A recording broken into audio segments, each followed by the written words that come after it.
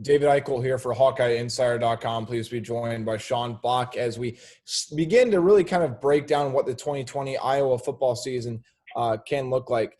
Sean, let's start with this. I think the biggest storyline for Iowa this season, or one of the biggest storylines, is new quarterback Spencer Petras will be taking over for Nate Stanley. And remember, Stanley will be one of the statistically best quarterbacks to ever come through the program. And there's a lot of hype about him. Had a tremendous senior year out in California. But he's been in the system for a while, and not a lot of people know what to expect from him. So what do you think are reasonable expectations for Petras going into his first year as a starting quarterback?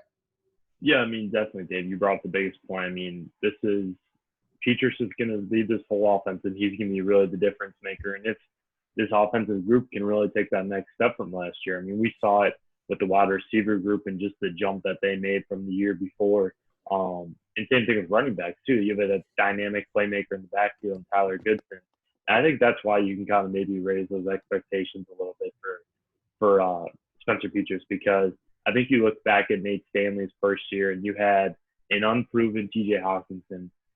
You had Noah Fant, who was pretty hyped up, but it wasn't like he was anything crazy coming into the year in terms of NFL, from my memory. And then you have Matt Vandenberg, and then you have Nick Easley as well, two guys that Vandenberg obviously, unfortunately, had some injuries towards the end of his career, so he was never really set in stone or never really looked comfortable in his last year.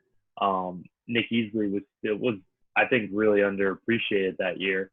And Akram Wadley too in the backfield was able to make plays in open space. So I think with the weapons that Petras has this year, I think you can maybe make those expectations a little higher. And I think too, a first team like Purdue, where the defensive backs, the secondary for them is not all that great, and he can get that confidence going early, which is really promising. But yeah, I think just consistency is going to be a big thing. I wrote about that in my position primer that I did on the site, that consistency is going to be the name of the game with him. If he can keep this up and just keep that consistent play throughout the season, I think there's going to be a lot of promising future results, especially this year. It is interesting, too. I think you bring up some good points. Petras does enter this year with really a plethora of weapons. I mean, like you said, Tyler Goodson could be out for a breakout year. How about Sam Laporta, who some people believe can be an all-conference caliber tight end, Emir Smith-Marset, Brant Smith, Tyrone Tracy, who I think is my not under-the-radar pick, but maybe a guy who, you never know, could be a third-team all-conference player. I think he's that dynamic. And Tyler Linderbaum, you got Alaric Jackson back. If that interior guard play can give him some extra protection and we can avoid something seeing like it was last year against Michigan when they had 8 sacks on Nate Stanley, I think that can do wonders for Petras' confidence. So I think a lot of people are going to be interested to see what he can do and how much Brian really can open up the playbook. But Sean, thank you for the insight.